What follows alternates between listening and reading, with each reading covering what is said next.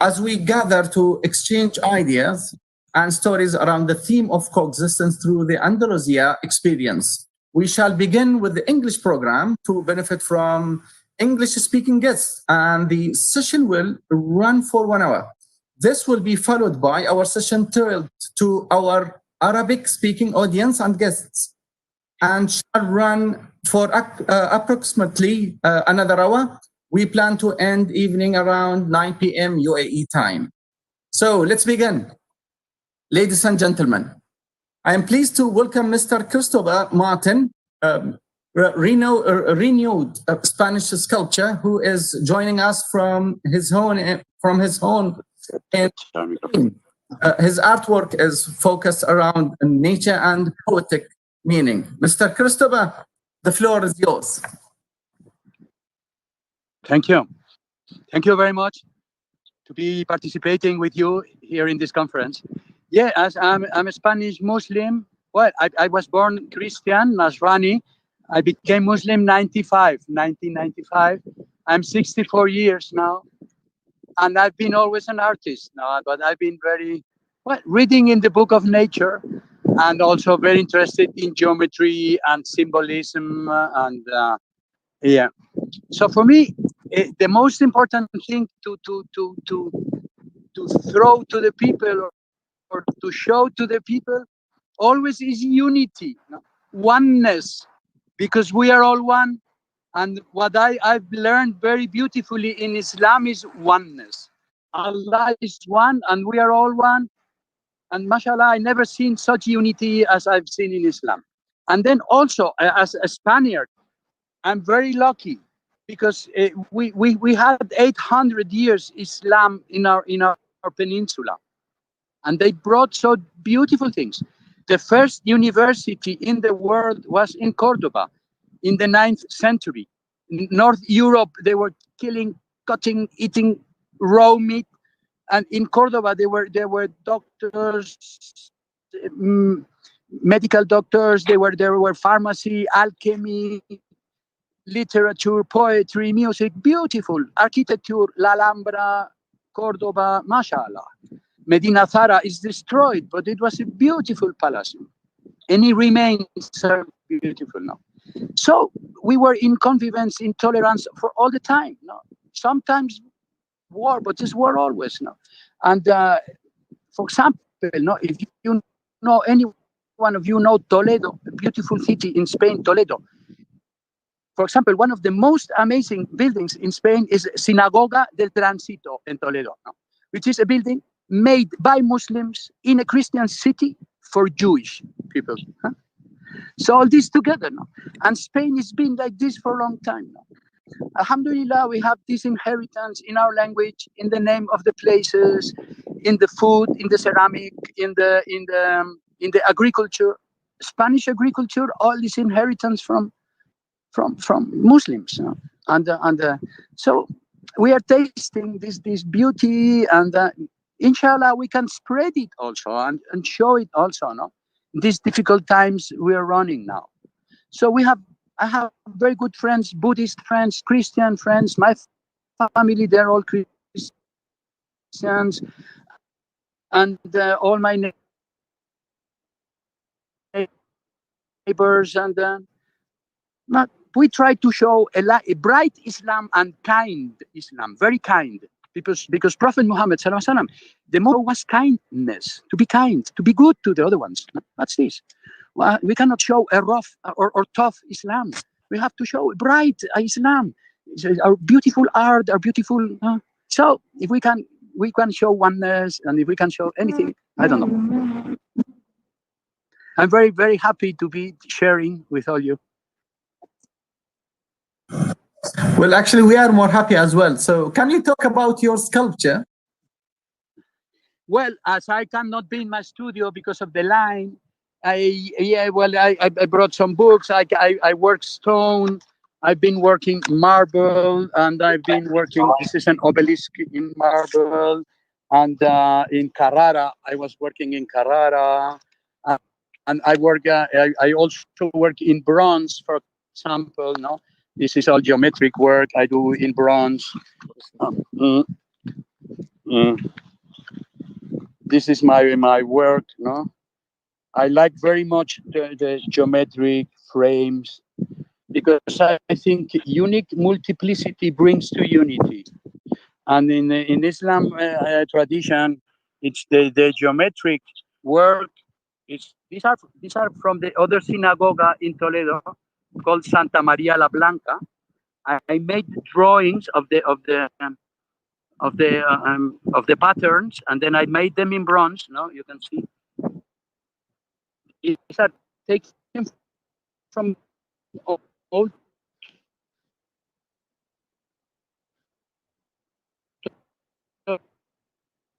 Toledo.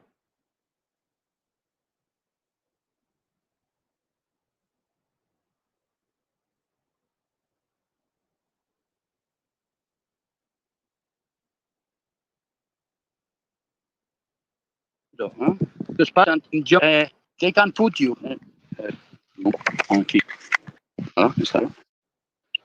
I don't know. As you see, you cannot see now. Now here we are. Yeah. So this is eight. This is 8 swastikas. This is a very old Muslim pattern. There are all 8 swastikas surrounding the center. No? It's a symbol of the kutub. So it's.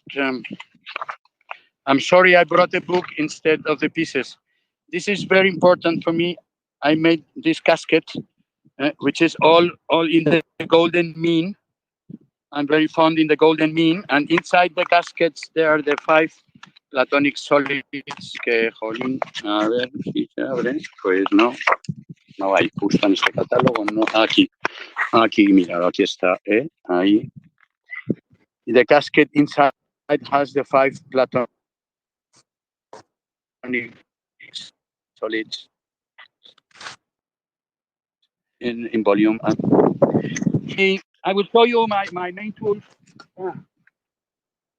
Perhaps someone can say, but this one, he's a mason. Look at this. No, what he's using.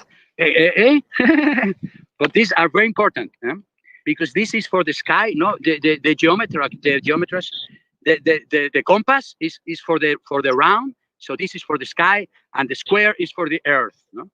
And we are always in between here, no, in between the sky and the earth. So, and here we are. And we have to connect. The main target of an artist, of a musician, of a poet, I think, is to join heaven and earth, to open a channel, to make spirituality, to make the message of the prophets, to make the message of light come over, spread, go to the hearts of the people. I'm always very envious of musicians because they, in a second, for example, they make and they put you in another mood, just blowing a little flute. I need to make stone, hammer, bronze, melting, difficult for sculpture. But anyway, each one of us, we do our way. But always for me, the main target is showing oneness and opening always a channel from heaven to earth through the heart. The heart is very important. Alhamdulillah. Al-Qalb. Yes. So I'm joining my Qalb with yours. Yes. MashaAllah. Beautiful. Or our Qalbs all together. Here. Yeah. Spreading love, because Islam is love. And Islam is salam also. Peace and love. So this is what we have to show. And I humbly try to show this through my work of art, through my family. I'm father of six. And yeah. And we are training spiritual warriors. We are doing Muslim martial arts. We are making horseback archery. We are doing swords. We are training horses. So this is also a thing we are teaching also. Humbly, very welcome to Spain anytime. And then I will be a guide for you. I I show you Toledo, Granada, Alhambra, Cordoba, Sevilla. So it's beautiful treasures. Huh? So, inshallah, I hope this conference for tolerance is a key. It's a key for the hearts of the people and to make a widespread of peace and love for everyone. Inshallah. The barakah Inshallah. of our Prophet Rasulullah sallallahu alayhi wasallam. Inshallah. You know, Mr. Christopher, I was invited to an Islamic conference, which was about tolerance, and it was in Madrid. I was there actually by end of 2019, before the COVID-19, and I really like how people are really I'm talking about Spanish people in general, how they all together. And you know that Islamic conference, which was about tolerance, was in a Christian cathedral. And I really love that because all of the priests and so on, they were with the sheikhs and all of them together. And they were talking about how the modern Spanish government is dealing with tolerance in general. And like I've been visiting, some of the temples, which were, they were like churches. Then it was converted to Islamic mosque. From Islamic mosque, it was turned back to churches. Then the government decided to convert it actually to a museum, which is very interesting. I really love, that Spanish people, whatever is their background or whatever is their religion, all of them, they have, a very open heart as yourself. And you are always welcome the diversity in terms of culture, religion, ideologies, whatever. And that's what makes actually Spain so special, right? Yes. Yeah, mashallah, I think Spain is a country very much connected to the heart. No, it's very, very, very strong-hearted people. Portugal also, no,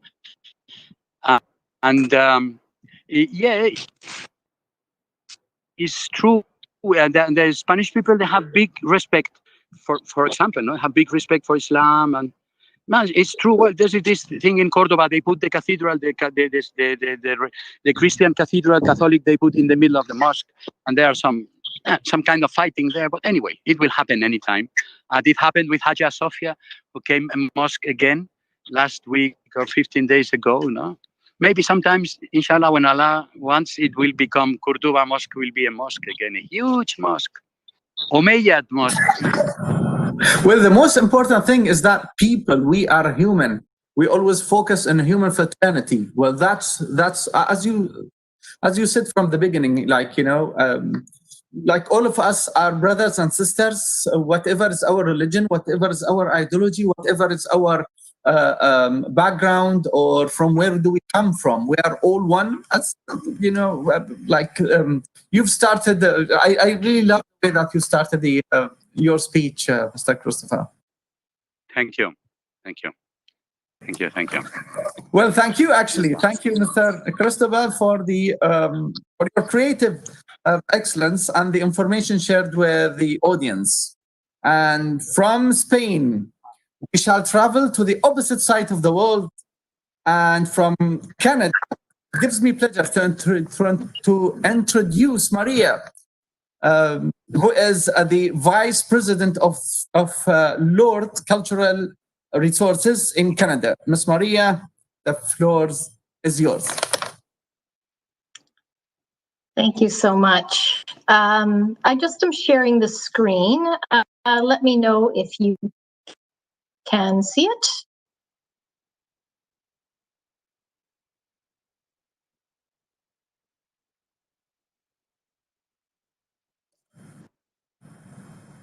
I think it is still. Can you see it? Now, yes, we can see it. Museums as bridges of change. The floor is yours. Can you see the screen? Oh, great. Thank you. Thank you so much. First of all, thank you very much for inviting me to participate in this webinar. It's so important. And as a company, Louvre Cultural Resources, we work all over the world building and designing museums. And we've had the pleasure of doing quite a bit of work in the UAE. For example, the new Etihad Museum in Dubai. Hopefully some of you will get a chance to go visit it. It's absolutely beautiful. As well as master planning for the Saadiyat Island Cultural District, which is world-renowned now. And as over the last 24 years of my career, I've really recognized that museums have such a powerful role to play in promoting peace and coexistence for many reasons. And, you know, I really appreciate what Mr. Christopher just said, because art brings people together and creates wonderful emotions in us. And museums are platforms to display Mr. Christopher's art, along with many others. And so what I thought I'd do is just go through a few examples. I have 7 reasons why museums are bridges for change. There are many more, but I thought I would focus on 7 for now. And so the first one is that obviously museums celebrate and explore diverse cultures. And it is in this celebration and exploration that visitors have in museums that they open their minds to new cultures and new ideas. And we can't begin to coexist and appreciate other cultures unless we are exposed to them. And I choose the example of the Louvre Abu Dhabi because I thought it was very appropriate for this conference. First of all, their motto is seeing humanity in a new light. And I think that quite says it all. And the cultural collaboration between the UAE and France is really about bringing art and the world to the UAE and building that level of bridges of coexistence with Emiratis and many expats that live in the area, tourists to the world. And just a couple of their exhibits recently, one on Japanese art, again, bringing Japanese art to the UAE, but also comparing and contrasting. There's a current exhibition right now at the Louvre that compares chivalry between the East and the West. So whenever we can find similarities between cultures, that's where we can find peace and coexistence. Museums are also places for education and enlightenment. And the difference is that they are about affective learning. So unlike being in a schoolroom where you learn by rote and you're tied to curriculum, museums are free to use artifacts, works of art, interactive media, and storytelling to impact the visitors in a very special way. And that way, we can help them remember, we can tie into their emotions, and have them learn and appreciate in a different way. And the example I have here is the Canadian Museum for Human Rights. And I choose it, first of all, I'm quite a proud Canadian, so I'm happy to put it forward as well. A project that I've been involved with for the past 15 years. And it's the first museum solely dedicated to the evolution and celebration for the future of human rights. And museums are places where you can actually talk about very tough subjects. And human rights is a tough subject. And if we want to encourage coexistence and peaceful society, then we need to shed light on some of the tragedies of the past, both, you know, even in my own country and abroad, because then we can answer the questions: how did this happen? Why did this happen? How can we make sure it doesn't happen again? And I think the success here is that it's not just a history book or a classroom setting, it's using personal stories. So hearing the stories of people past and present, that is what creates a powerful experience. Another key way in which museums play a role in coexistence is that shared authority. There's a growing level of participation in the development of content in museums with the public themselves. So whether simply through feedback stations or giving over curatorial authority 100% to the public to create these programs, this empowers audiences, especially young people. This is very important. What better way to encourage change than to include them in the creation of that change, so they become agents of change and are considered, and they connect more so with the public. And the example I have here on the presentation is the Empathy Project. And this actually isn't a museum. It's a traveling exhibit that was created by the public for the public. And it is a big shoebox, and you walk into the shoebox. Sorry? I'm sorry. May I ask all of the participants? I think this is Noor Saad. Yes, Noor. Just mute yourself. I'm sorry again, Maria. May I ask you for something? May I ask you for something, Maria? Can you go to View and select full screen? A view in your presentation, which is in the PDF. Yep. Let's go to full screen mode. Yes, better? please. Yes, much better. Still loading. Yes. So go ahead, please. Great. So this is the Empathy Project, and so it's a big shoebox and it's created by the public. And you walk in and you select a shoebox and you walk a mile in a stranger's shoes. So what better way to help people understand issues of ageism, racism, poverty, but also goodwill and charity by hearing the stories of the people who've experienced them. And before the exhibit leaves, the public is invited to leave an old pair of shoes behind, record their own story, and build this exhibition. And so it becomes a very powerful shared authority moving forward. You know, connecting to emotions is very important. If we're going to create change and help people to really become more committed to peace, we have to get at that. And more museums are learning that they have to create strong emotional ties with their visitors through great art installations or powerful exhibitions. And, you know, I chose this project to present as the example is the Hiroshima Peace Museum. You know, the powerful events of 1945 are extremely emotional. So right away, we've captured the visitor's emotion. But the museum goes beyond telling the story of the 1945 bombing to relate to issues to today, such as nuclear disarmament and peace. So it takes this horrific event and instead of memorializing it, it uses it as a starting point to talk about the importance of peace. What does it mean today? How can we negotiate peace? What are the new ways in which countries and publics can come together to talk about peace? So they've really reinvented themselves in this way. And I think museums are powerful platforms for that. Multiple perspectives are very important. You can't really begin to develop understanding and coexistence if you don't hear from different ways of interpreting a subject.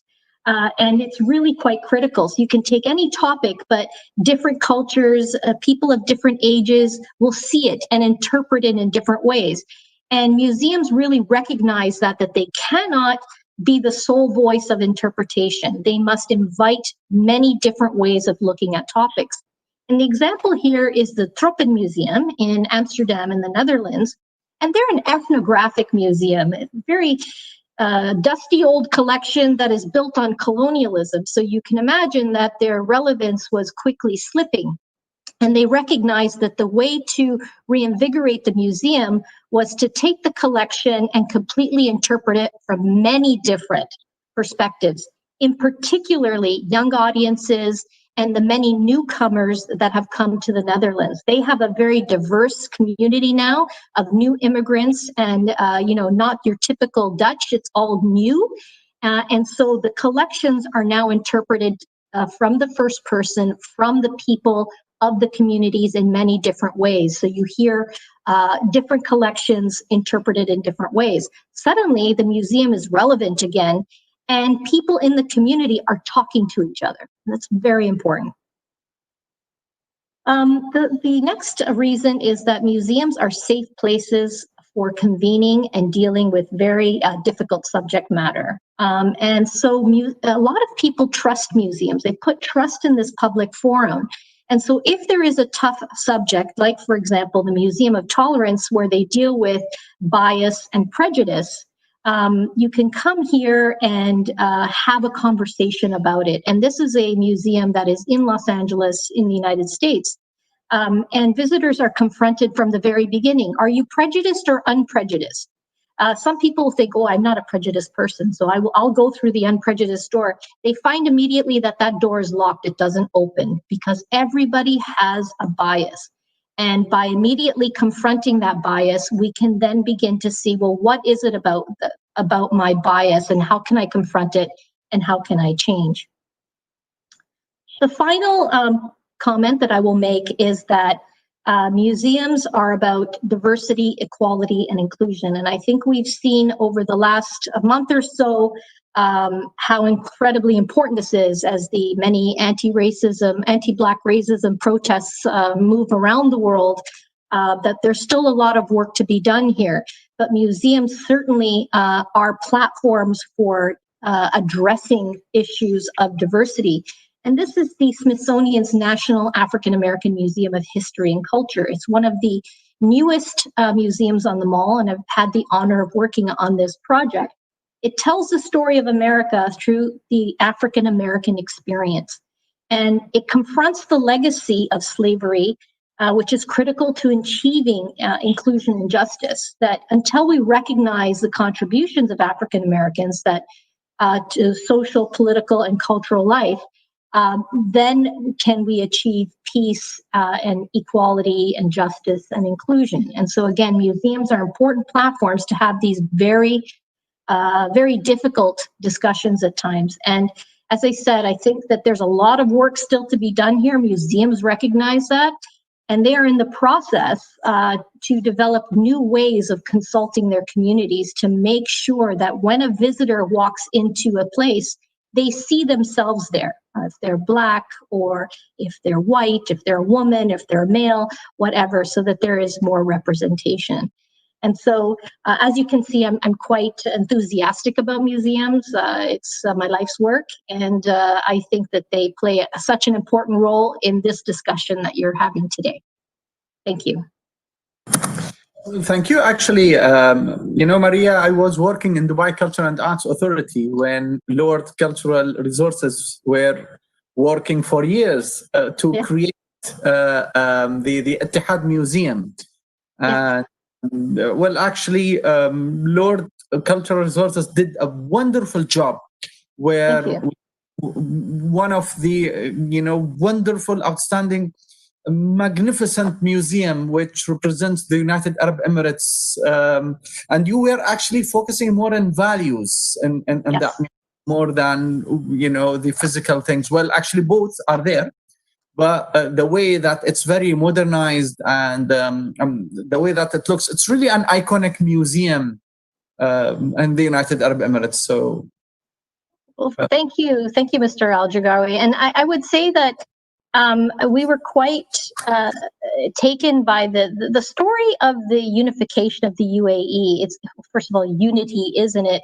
But obviously, the vision that Sheikh Zayed had for the UAE and bringing the people together, it made for a much more interesting platform as opposed to just telling the story of like this happened on this date, this happened on this date, and this happened on this date. That really focusing on the values, the culture, what makes the UAE so special that it comes through in it. And so, as you said, we wanted it to be more than just a place of history, and it does that, but also to really focus on really what allowed it to happen. And that's the values of the people itself and the culture and the coming together of these 7 emirates.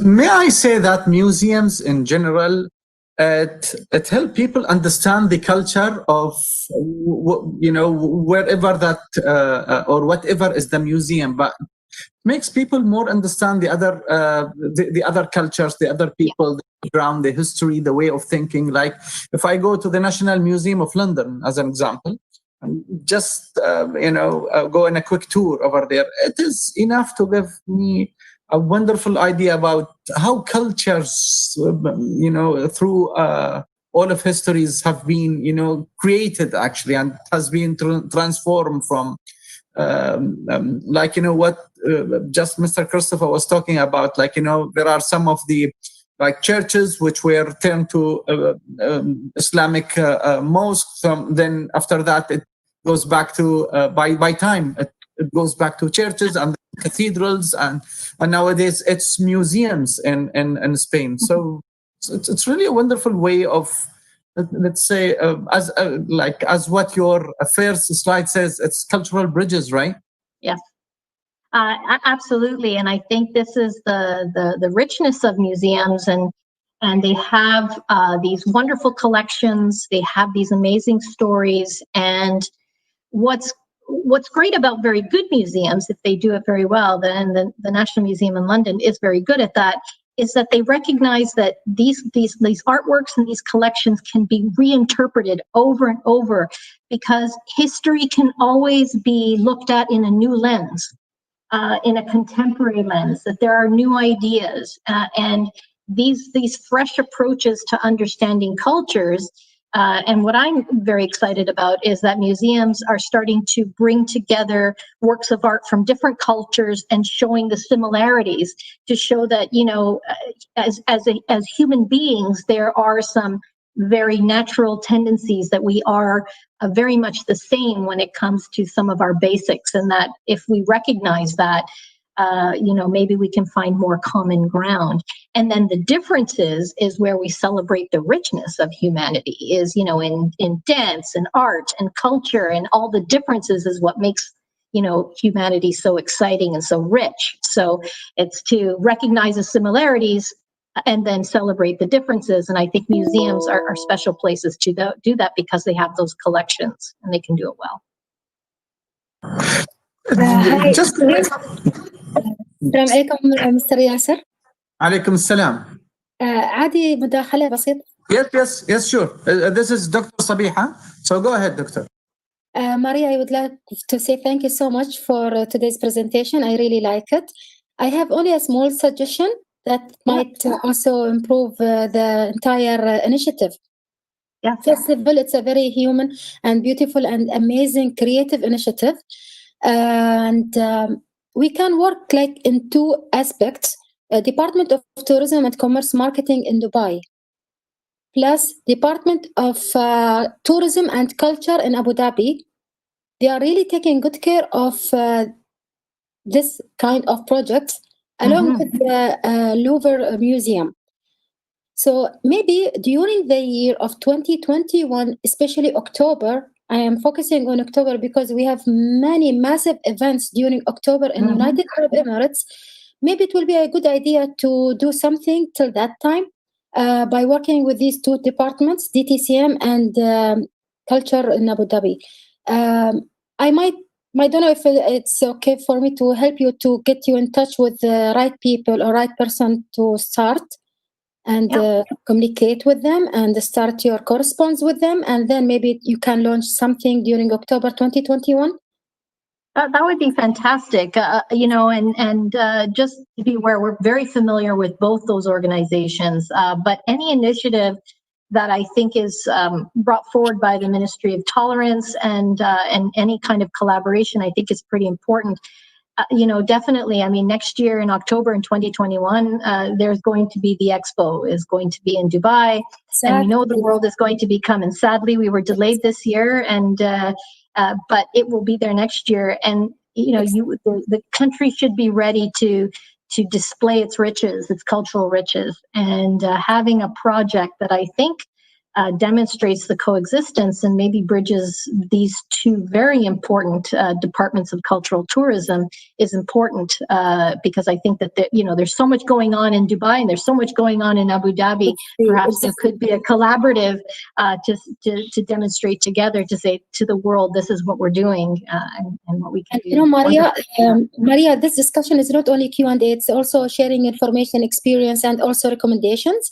Because we can answer any questions, but when we come up with new ideas that it can improve, because it's very easy to launch something, but sustainability is very difficult to maintain. By having MOU, maybe Mr. Yasser Al-Gargawi, he can also work on having this idea of having MOU with the Abu Dhabi Culture Tourism and Department of Tourism and Commerce Marketing in Dubai. So by focusing in Dubai and Abu Dhabi and have all those contracts to be signed now, it will be a massive step. Number two, launching it through Expo 2021.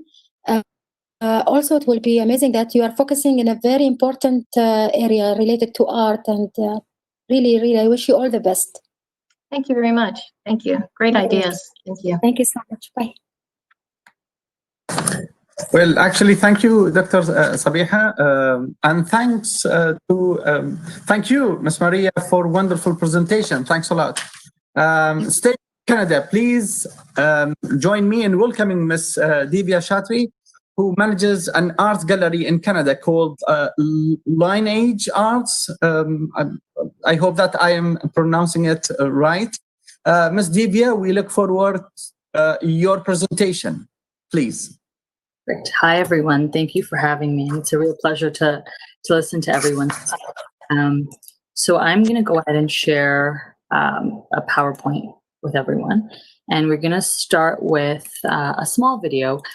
I want to, just show of hands. You can answer in the chat, whatever is more convenient. How many of you have heard of Canadian Indigenous peoples? Of course. Hi, Maria.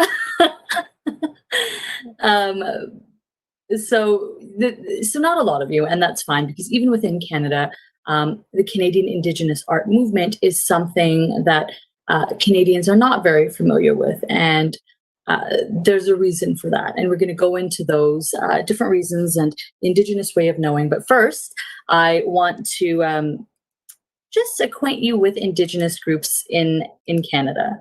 So let's go here.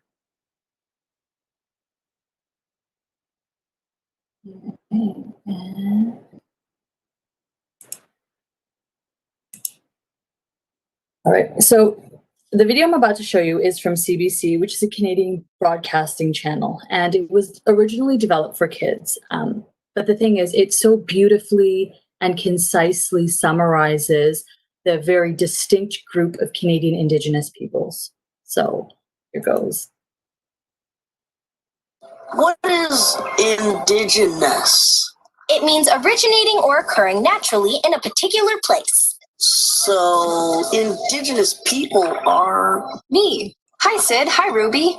Indigenous people are the first people to be living in a place. Indigenous people, like me, have lived here for over 12,000 years, long before it was even called Canada.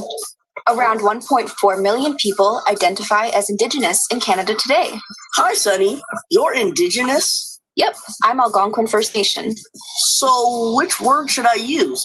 Indigenous or Algonquin First Nation? Well, most Indigenous people would rather be called by the title of their nation. Algonquin, Cree, Haida, Mohawk. But if you don't know what nation someone is, it's better to use the word Indigenous. Is Indigenous the same as Aboriginal, Native, and Indian? Actually, those words aren't used as often anymore, Sid. In some cases, those words can even be hurtful. In Canada, there are 3 different groups of Indigenous peoples: the First Nations, the Métis, and the Inuit. The First Nations is the largest and most varied group, and they are found all over Canada. They include my nation, the Algonquin First Nation, and many others like Cree, Haida, Mohawk, Ojibwe. The Métis are the descendants of First Nations peoples and the European settlers who came to Canada, and they are all across the country. Finally, the Inuit are the Indigenous peoples of the Arctic, and they are also found all across the country. So many amazing groups of people. That's right. And think about this. Each nation has their own culture with their own languages, laws, and spiritual beliefs. The First Nations alone include over 50 different nations with 50 different languages. Wow! Respect! And those cultures had, and continue to have, a huge influence on Canada, giving it words, inventions, concepts, and games that are used by Canadians today, including that canoe and this kayak. The country's name, Canada, comes from the St. Lawrence Iroquois First Nations word, kanata, meaning village or settlement. Thanks for sharing with us, Sunny. Happy to. And remember, if you know what nation someone is, you can use that to describe them. If not, use the word Indigenous. Got it. What?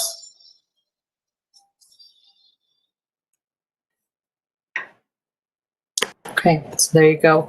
A quick, very, very quick primer on Canadian Indigenous culture, Canadian Indigenous groups here. So what I'm going to do is just try to get to the next slide. There we go. Okay. So I just want to go back to the end of that video where she says a lot of words and concepts in Canada are actually rooted in Indigenous knowledge, because that is going to be key to what what I'm trying to show you and demonstrate for you through Canadian Indigenous art. So just a little background on us. Lineage Arts is an art space in Ottawa that supports Indigenous artists. So we have been working with artists to create inclusive art spaces that really decolonize Canadian institutions and systems. And part of this decolonization process is creating cultural bridges between Indigenous and non-Indigenous communities and countries. And so Canadian art itself is steeped in Indigenous history and culture. And well before the Europeans actually got to Canada, Indigenous groups were living in very organized societies and had very sophisticated art forms. In fact, Canadian art, Indigenous art, is one of the oldest forms of artistic representation in the world. And traditional forms of art are rooted in nature, traditional life, the physical world around us, the spiritual world around us, and more recently has been rooted in Canada's colonial history.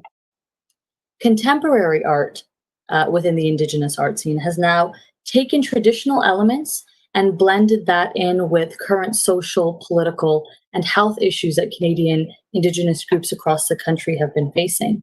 And it's beautiful how Indigenous artists have done this.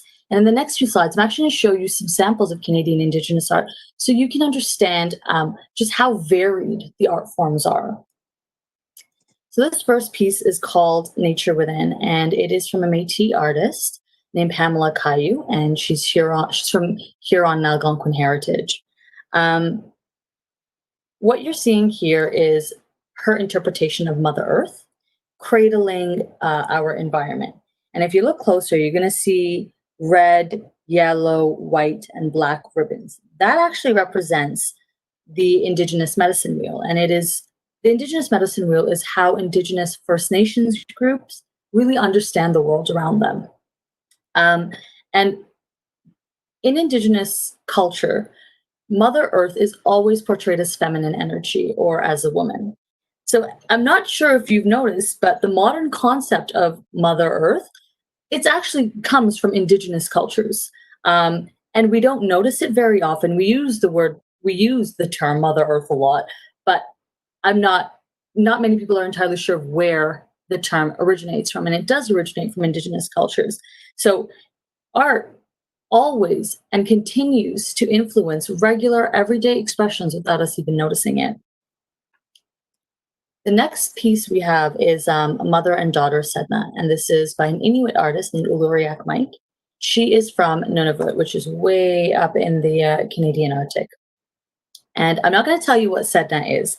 So just very, very briefly, she is an Inuit goddess of the sea and marine animals, but I won't go into too much detail.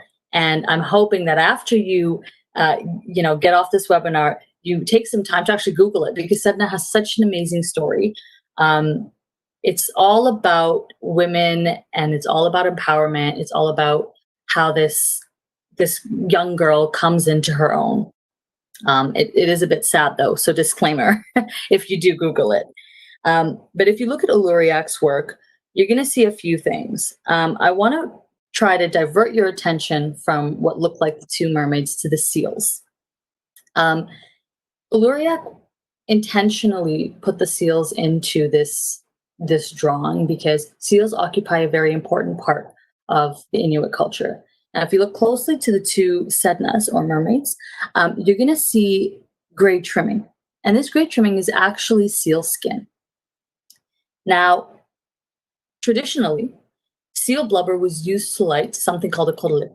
Kulik is an oil lamp that kept homes warm, lit the homes up. But seal meat is still a staple in the Inuit diet, and seal skin is still used to make parkas, hats, gloves. It's the type of skin that really holds up in a very harsh Arctic climate. So if you notice, there's 1, 2, 3 seals. You don't have the full drawing on it, but what Uluriak is trying to show is not just a story of two women or of two Sednas. It's to show you that the seals themselves are an important part of the Inuit way of knowing the world. And with their history tied to the Arctic, the Inuit have been stewards of their land. Inuit hunters possess a very sophisticated knowledge of the region. They know all the low seasons, the high seasons. They know to hunt certain animals at a certain point in the year, and then give time for these animals to replenish the population. So again, what you're seeing here is another concept that was borrowed as well as taken from Indigenous culture, and it's the concept of environmental management, stewardship, and preservation. This has always been central to the Inuit way of living, and much of what the current dialogue about climate change and climate action in the Arctic is about is based on the Inuit understanding of environmental management and practices. And they've been instrumental in that dialogue politically and socially. But again, one thing I want you to look at is you're being challenged when you look at this drawing to ask questions that go beyond the obvious. So of course you're asking, who are these mermaids? Perfectly reasonable question. Why mother and daughter, maybe when you look at the title? Maybe you're also thinking, why are they wearing jackets in the sea? Are they called jackets? And maybe after we finish this, you're going to Google some of these terms. But in the end, you're going to need to take the time to understand the culture in order for you to understand the art. And so right there, you're creating a greater consciousness. You're adding to your own knowledge stores. And that is so crucial to building cultural bridges. And that's how art does it, right? Art forces you to ask questions. So we're going to move on to this piece. This one is very abstract, and it is very, very contemporary. The artist, Carmel Whittle, she's Mi'kmaq, and she's titled this piece, Breaking Through to the Sun. And it's actually done on oak panel boards. So Carmel, she provided us with an artist statement, which I'm going to read to you because I don't want to paraphrase. It's just so beautifully written. So the upward motion of the whale pushing through the weight of gravity and reaching to the sky represents the struggles faced by those with mental health issues. The bright yellow sun breaking through symbolizes the power of light inside all of us. The whale represents the human spirit rising through a great weight, and the sun breaking through symbolizes support and care. So this piece references the physical and mental health trauma that many elders and older generation of Indigenous people faced. And when we go back to Canada's really shameful colonial history, Indigenous groups across the country faced forced assimilation. They were put into residential schools, and as part of that process, many of them were ripped away from their families, never reconnected with their families, even after they got out of residential school. There's one artist and musician that we've been working with. Her name is Dorian Stevens, and she's a knowledge keeper in her community. And knowledge keepers are essentially keepers of traditional knowledge. She is about 66 now, and it was only 3 years ago that she was able to reconnect with her brothers and sisters. She went to residential school, she was taken away from her family, and she was not able to find them again. And that is the story of many Indigenous people here in Canada. And so artists like Carmel Whittle, they use their work to demonstrate the effect and the long-term effects, essentially, of intergenerational trauma, because many of the younger generation of Indigenous people were raised by parents or grandparents who endured the residential schooling system. And so for Carmel, within the Mi'kmaq tradition and culture, water holds very strong healing properties. So she encourages people to turn to water for healing. And that is what this painting shows. But again, when you look at it, if you don't know about the Indigenous culture, you're not sure what you're looking at. So you have to take the time to learn about the culture if you really want to understand the art.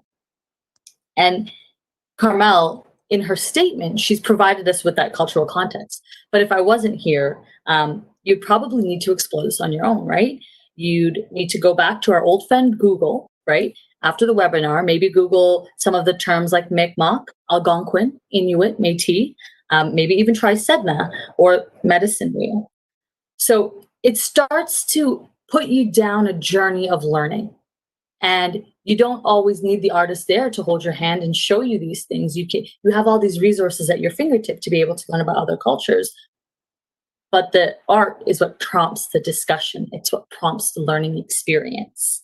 And Indigenous people in Canada, they're really, they are the pioneers of building cultural bridges through art. Because in addition to having to rebuild their community after colonization, and in addition to having to educate their own communities and youth who have been so severely disconnected from their culture, they've also had to educate non-Indigenous communities and entire countries on their culture, their spiritual beliefs, and they do this all through art.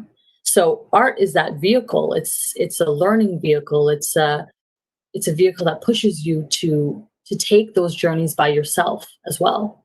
And for us at Lineage Arts, that's the essence of building cultural bridges. The idea that art is a way for us to learn about different cultures and understandings and learn about how other people know the world around them. It forces us to develop a global consciousness and appreciate other people's worldviews. And the thing is, you may not always agree with these other worldviews, but it allows you to understand your fellow human better. And so it's just so much more than dialogue. It's this constant self-reflective system that encourages essentially tolerance, because you have to learn.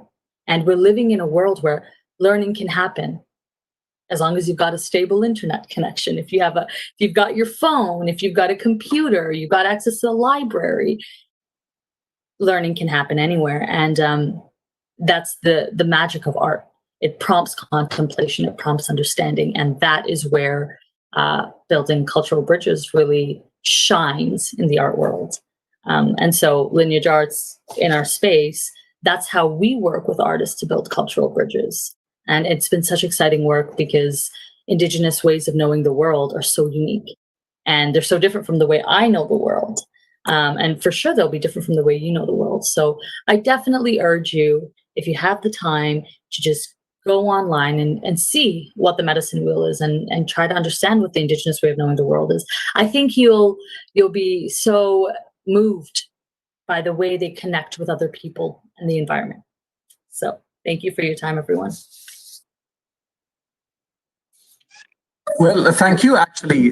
Thanks for the wonderful presentation, which is really very inspirational and informative as well. So, Ms. Divya, now as we move on to the Arabic segment of this evening, I invite you all to stay and enjoy the wonderful sounds of the Arabic oud instrument played by the famous Iraqi maestro, Mr. Nasir Shamma. On behalf of him, I really regret that we wouldn't able to have him with us in this session due to a family emergency. So I'm very sorry for him, actually. So I'm sorry to all of the English speakers, because now I'm gonna switch to Arabic language. السيدات والسادة، السلام عليكم ورحمة الله وبركاته مرة أخرى. أحب أقول لكم تحية حب وسلام من هنا، من أرض الإمارات التعايش والوئام، من وزارة التسامح والتعايش. أهلا وسهلا بكم مجددا في هذا المعرض الافتراضي. هذا المعرض طبعا بعنوان إثراء المحتوى، وطبعا في عنوان فرعي له وهو تعايش مبني على المعرفة. ونستمر مع فقرة موسيقية للموسيقار المبدع نصير شمة من العراق، وحقيقة أعتذر بالنيابة عنه لعدم تمكنه من الانضمام معنا اليوم في هذه الأمسية الجميلة بوجودكم. فمع الأسف الشديد يعني بالأمس مساء توفيت أخته رحمة الله عليها، يعني مع الأسف الشديد. فاليوم كلمني ويعتذر يعني منكم جميعا لعدم يعني انضمامه معنا. فبس I'm gonna play a video for Nasir Shamma which was actually shooted for specifically for this event. فأنا بلعب فيديو للأستاذ نصير شمة.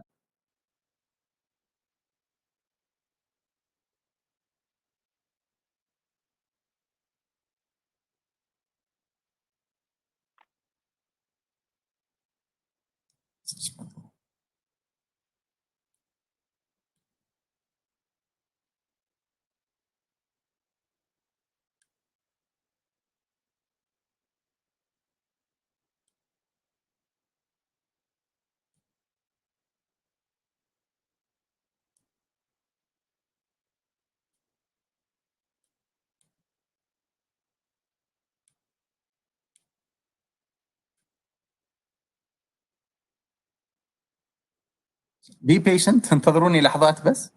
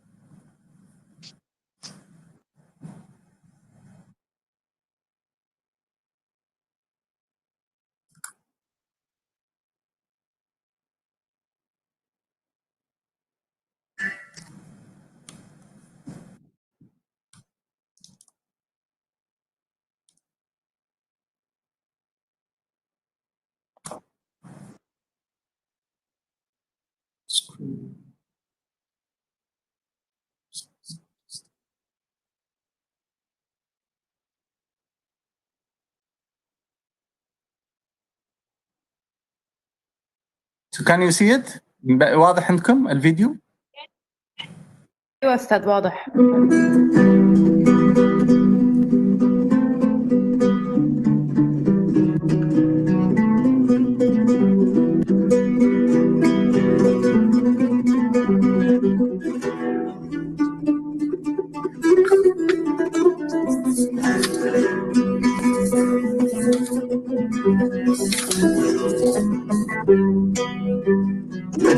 من المتع أن أجلس وأتأمل بأفكار التسامح والتعايش وأكتب موسيقى جديدة عنهم، خصوصاً وأنه عملي في صلب هذا العالم، عالم التسامح وعالم التعايش وقبول الآخر وكل ما له علاقة باحترام الإنسان وحقوقه.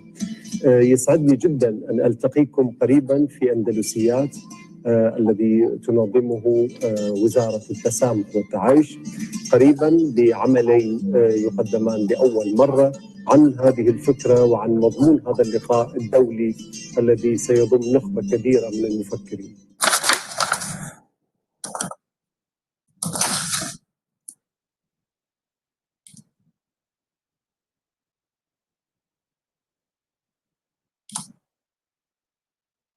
أنا أعتذر مرة أخرى بالنيابة عن الأستاذ نصير شمة، لأن حقيقة كنا نود بأن نستمتع بموسيقاه الجديدة اللي هو يعني أنتجها مخصوصا لهذه الأمسية، لكن مع الأسف الشديد حالة الظروف يعني ما بينه وبين ذلك. المبدعة والخطاطة صاحبة القلم الرائع والتي يرسم مداد قلمها لوحات محكمة تبحث دائما عن التجديد والتجدد في إبداعاتها، الأستاذة كاملة جد.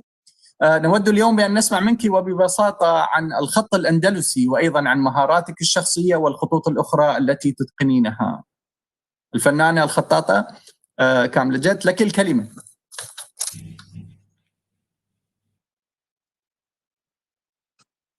شكرا على التعريف. معكم كاملة جودات. اليوم رح نحكي معكم عن الخط الأندلسي. كثير من الناس بتفكر إنه الخط الأندلسي يمكن اندثر بعد سقوط دولة الأندلس، بس رح نحكي عن هذا الموضوع في نهاية التعريف عنه. بداية أول شيء فتح الأندلس فتحت في 92 هجريا على يد الفاتح طارق بن زياد، ومن هناك دخل عليها الدولة الخط الكوفي الدمشقي والخط القرطبي. فمن هناك لما فتح المسلمين الأندلس دخلت الخطوط العربية وانتشرت انتشار كتير واسع، واهتموا فيها باهتمام كتير كبير، وبرز عدد كبير من الخطاطين والخطاطات، حتى ذكروا إنه أكثر من 150 امرأة كانت تكتب فقط المصاحف. ومن أهم خصائص الخط العربي رح أورجيكم أستعرض بعض الصور عن الخط حتى يكون واضح بعض الخصائص المشهورة في هذا الخط. رح نستعرض قليل من الصور شوي. نسينا نحط التليفون سايلنت.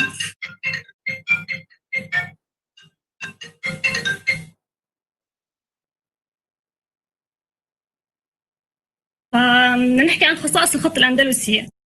اللي بيميز الخط الأندلسي عن الخطوط المختلفة المشهورة حاليا بيمتاز مثلا كحرف القاف يوضع له نقطة واحدة فوق، وبالنسبة لحرف الفاء يوضع نقطة واحدة أسفله.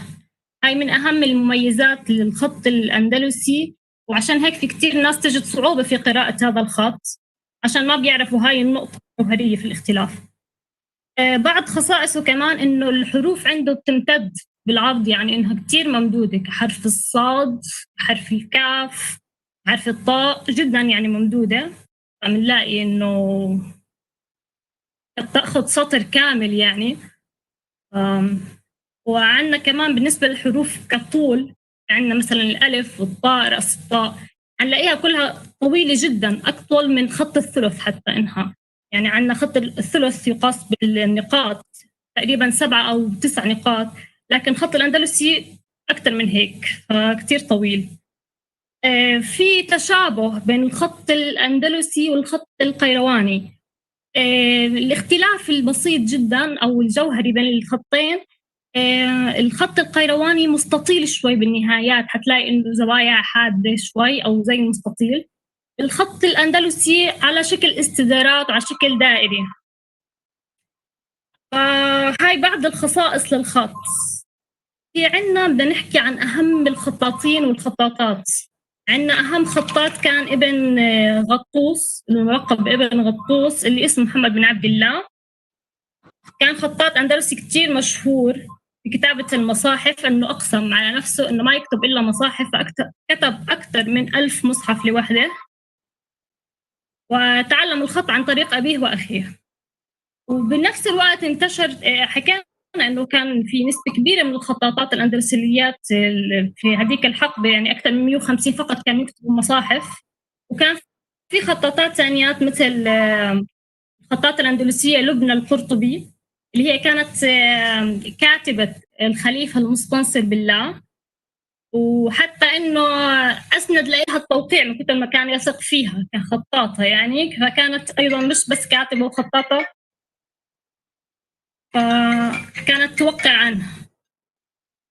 ويوجد أيضا كمان من الخطاطات المشهورين ست نعيم البغدادية، اللي هي كمان كانت خطاطة بارعة. لما ضعف بصر الخليفة الناصر لدين الله أسند لإلها حتى إنه تجاوب عنه بالرقاع وتكتب. فهلأ السؤال المهم، هل اختفى الخط الأندلسي بالفعل مع وجود عدد كبير وهائل من الخطاطين والخطاطات في ذلك الزمن؟ الخط الأندلسي لما سقطت الدولة الأندلسية انتشر بالأمصار بشمال أفريقيا، تحديدا في شمال أفريقيا. فبانتشاره في شمال أفريقيا وصار في تنافس بين الخطوط الموجودة في شمال أفريقيا زي الخط القيرواني والخط المغربي، فصار في تنافس بين الخطين. ولكن الخط الأندلسي طغى على هذيك الخطوط من شدة جماله وروعته. فمع الأيام يمكن ما رح نلاقي كتير يعني إنه وجود له، لأنه امتزج مع الخطوط الأخرى، فصار قريب جدا منه. يعني ظهر من الخط الأندلسي ظهر خط جديد هو الخط الفاسي في مدينة فاس في المغرب. فكتير الناس اهتموا في هذا الخط وانتشرت خطوط كتير في المغرب، فبدأ يظهر خطوط جديدة ومختلفة. فأكثر خط حاليا موجود ونقدر نحكي إنه شبيه جدا بالخط الأندلسي القديم هو الخط المغربي المبسوط. الخط المغربي المبسوط لو أي حدا بشوف لوحات في الخط المغربي المبسوط حيلاقيها كتير بتشبه الخط الأندلسي القديم، لأنه بتمتاز يعني في خصائص ما زالت محفوظة فيها. فهاي باختصار عن الخط الأندلسي، وشكرا لكم لاستماعكم. أستاذة كاملة، ممكن تكلمينا أنت في أي، يعني ما هي الخطوط التي تجيدينها، نوعية الخطوط اللي أنت تحبينها أكثر، أنت كفنانة، خلينا نتعرف عليك كخطاطة. فعليا بكتب بالخط الديواني والخط الجري ديواني. عندي لوحات كتير. أنا آسفة لأني ما شيرت أي إشي خلال محادثتي، بس كل التليفونات اللي برا واحدة نسيت أحطها سايلنت، فلحظة شوي. أنا رح أعمل شير لبعض اللوحات، بس خليني أدخل.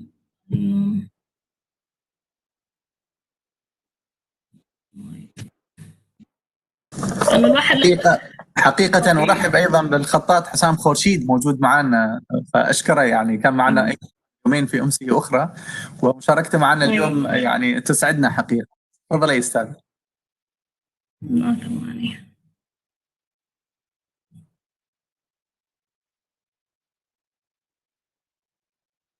تمام. هي مثلا هي اللوحة هي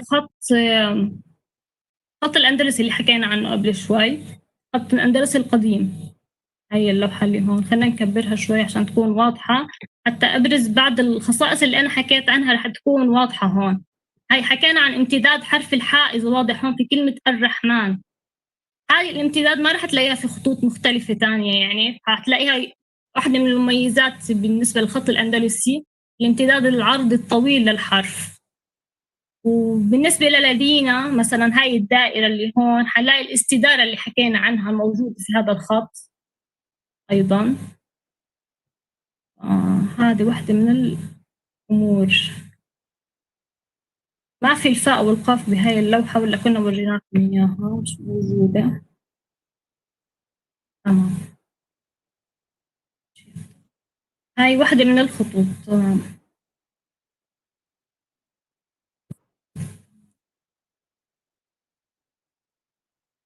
لا هاي خلاص إكس.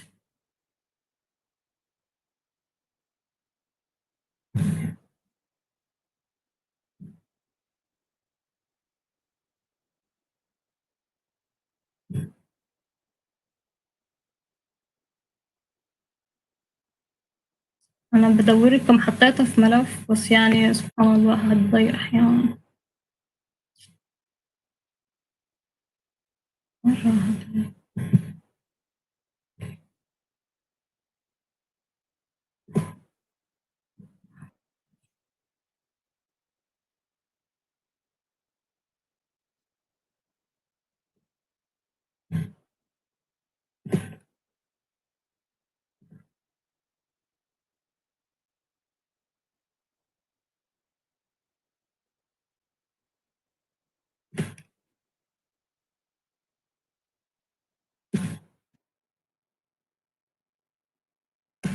اللوحة بالمقلوب طلعت، بس هي بالمقلوب أوكي، بس اللوحة هون مكتوب ثم السبيل يسره بالخط الجلي ديواني. واحدة هاي من أعمالي بس مش عارف ليش تشقلبت اللوحة. هذه من أعمالك أنت ها؟ هاي من أعمالي بالجلي ديواني بس اللوحة بالمقلوب. ما أعرف إذا يبين عندك أنت، يعني ممكن تتحكمين فيها في البرنامج إذا كان عندك أنت على البي دي إف من البي دي إف نفسه، يعني تعملي لي روتيت أو دوران. مش مبين عندي هاي الأشياء بصراحة، هي مش مخزنة هيك، مش عارف ليش هيك. بس حتى لو مخزنة كصورة تروحين فوق وفقط تضغطين على اللفة، أو خلينا نشوف لوحة أخرى. نشوف واحدة ثانية هلا. وعندك معجبات حقيقية أستاذة زينب قاسم، يعني تشكر كثيرا في تعرضين أيضا مرام محمد، وما شاء الله الخطوط فخمة، الله يعطيك العافية. لحظة شوي.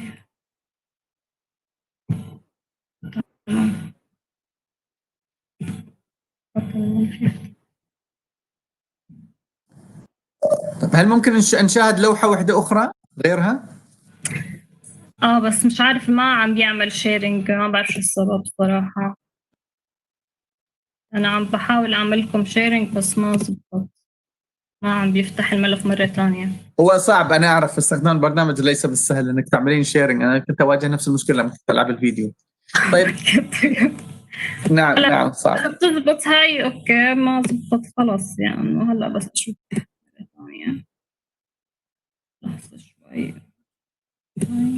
لا ما عم بيزبط مرة ثانية إنه أعمل لكم شيرنج، بصراحة أنا بعتذر كثير عن هذا الموضوع. لا ولا يهمك، بالعكس شكرا لك للمشاركة، وخليكي موجودة لأن أكيد بتكون في مداخلات من الأخوة والأخوات. ممكن يعني ممكن تعملين ستوب شيرنج. تمام.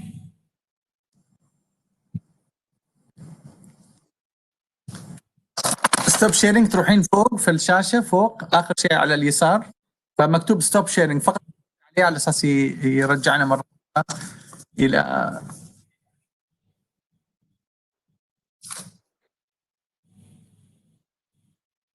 أستاذ ياسر، إذا تسمح لي أنا حامل شير للوحة لأنه أخذت سكرين شوت منها. تفضلي. فممكن أعمل شير فيها. نعم، أنت ممكن أستاذة عبير، لكن بعد ما هي لازم تعمل ستوب شيرنج أول شيء. أيوة تمام. هي عدلتها، هي هيك بالضبط. ومسوي ياسر. تمام. هذا أي خط قلتي لنا؟ جلي ديواني؟ هذا خط الجلي ديواني. جلي ديواني، بس هو التنقيط ما بيكون على شكل دائرة، بس هو كفني وضع عملته على شكل دائرة، وللتنقيط بيكون كنقط عادية يعني مربعة تربيع. من وين قلت لي أعمل ستوب شيرنج؟ أنا لأنه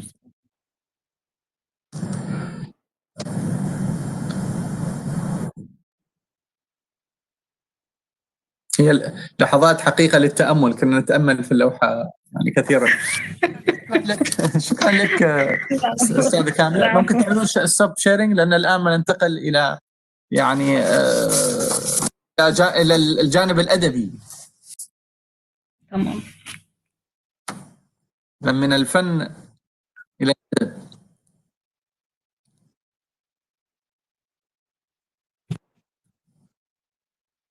ممكن تعملون ستوب شيرنج للوحة ولو أنها محتاجة تأمل أكثر يعني حقيقة.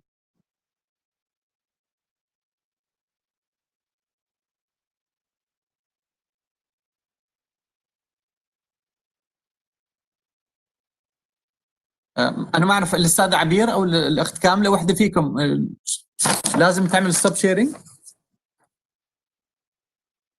عندنا الأستاذ ميشيل ينتظر.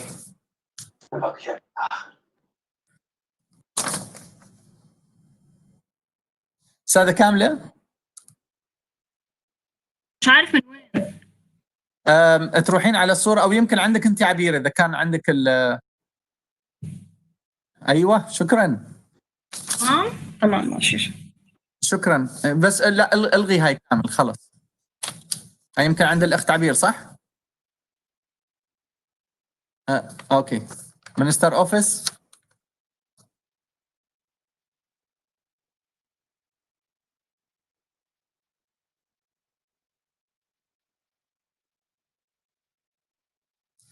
لأن هذه الرحلة الجميلة في الخط العربي نحب ننتقل بعدها إلى الأدب، ويعني أود حقيقة أن أقدم لكم الكاتب والناشر الأستاذ ميشيل قرة، وهو طبعا مبدع من سوريا. أستاذنا المبدع يعني حضرت إلى المهرجان الوطني للتسامح في 2018 يعني حسب معلوماتي البسيطة، اللي كان طبعا في حديقة الإمارات بأبو ظبي. وهذا المهرجان طبعا سنوي تنظمه وزارة التسامح والتعايش.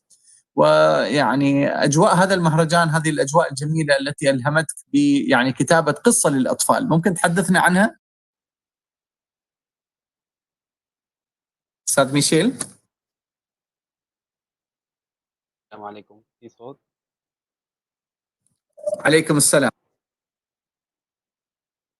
بالبداية بدي أتشكركم وأتشكر وزارة التسامح على هاي الدعوة الجميلة وعلى هذا المعرض الجميل. وبالبداية أنا أول قصة كتبتها هي كانت عن مهرجان التسامح، كانت أول قصة بنشرها للدار عن التسامح. أنا زرت المعرض المهرجان أنا وبنتي، وشفنا هاي الأجواء الجميلة، وكثير كنا فرحانين إنه دولة الإمارات بتنظم أشياء جميلة بتخليك تتأثر. تعذرني أستاذ ميشيل، نبغيك أتمنى منك شوي تعلي صوتك لأن الصوت ضعيف بعد إذنك.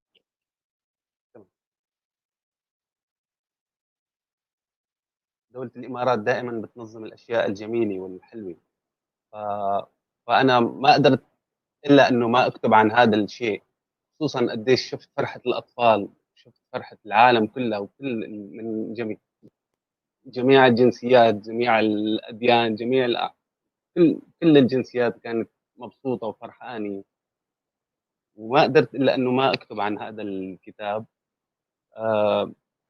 وخصوصا الجدارية البيضاء كثير لفتت نظري، اللي هي حسيتها بتمثل قلب الطفل، إنه أنت شو بتكتب على هاي الجدارية، وهذا الشيء رح يضل إلا ما حدا يكون مارق ويلاحظ جملة من هاي الجدارية اللي كانوا العالم عم تكتب عليها عن التسامح.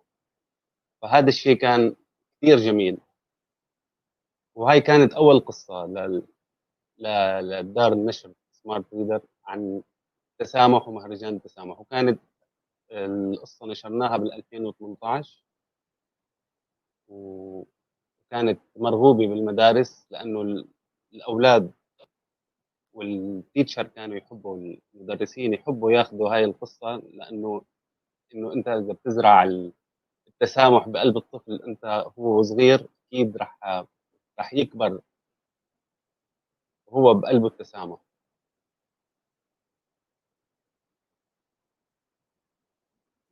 والله أنت يعني شخصية متسامحة يعني أساسا من لطفك وأخلاقك العالية حقيقة. طيب ممكن تكلمنا عن ال الإصدارات الأخرى، لأن حسب ما يعني ما أنا أعرف أن عندكم ما يقارب 9 إصدارات يعني كدار نشر.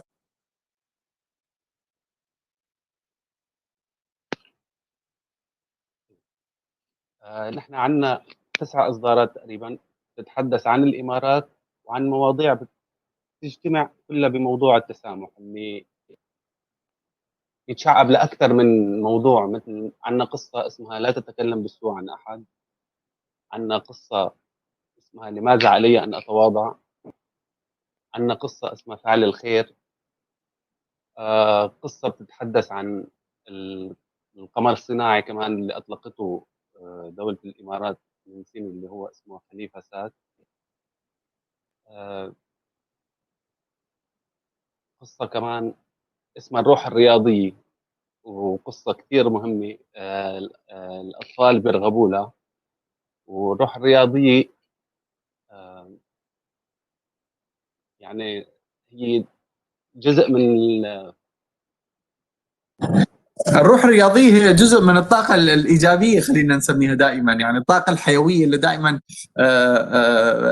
تخرج كل الأشياء السلبية يعني في عن طريق حركة معينة أو عن طريق يعني تصرفات معينة behaviors على ما يسمونها باللغة الإنجليزية، إلا ما أكون يعني مخطئا. أعتقد هذا ما تود أن تقوله، ولا أنا مخطئ؟